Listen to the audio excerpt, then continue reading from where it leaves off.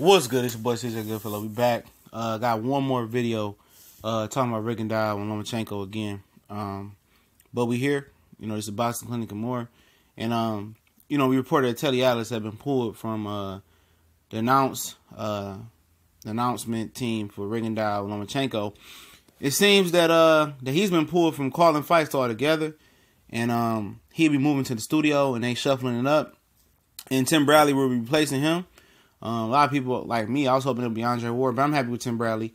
Thought Tim Bradley would be there in the first place, but thought they would just add Andre Ward in there or something like that. But I like George Torture myself. He's solid, man. Way better than Jim Lampley.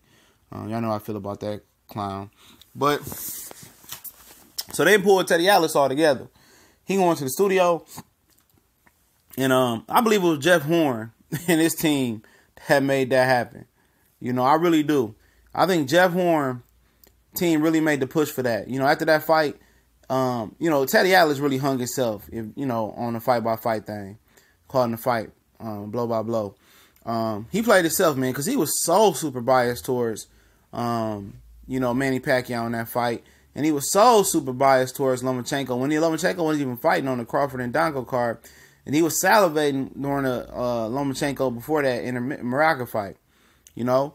And at the end of the day, man, he just changed for the worse when Top Rank got there. It's like Top Rank put a bag full of money in his car and said, salivate over our fighters. And that's exactly what it was. And I'm a Teddy Atlas guy.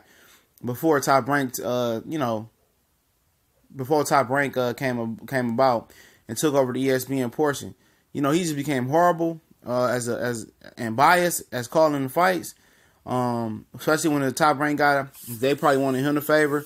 And he did it to himself, though, at the end of the day, man, by changing and becoming a company man. And this one time, for tap dancing for ESPN, it didn't work.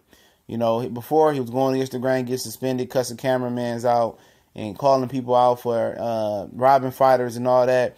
And it seemed like he took a total, 180 turn, fucking with Bob Arum, man, the grimiest of them all. And a lot of people say, the fix could be in with Teddy Atlas not calling a fight. How? Teddy Atlas was the, ultimate fanboy Lomachenko starter pack. He was the starter pack altogether.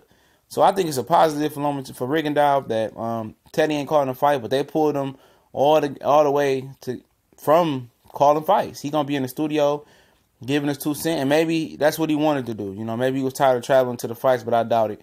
He loved boxing, and being a company man, came back and smacked him in the behind. And you get what you get. If you can't call a fight straight, and it can't get credit where credit is due, a little bit of credit, then, it's time for you to move on. I think it's a great move. We out.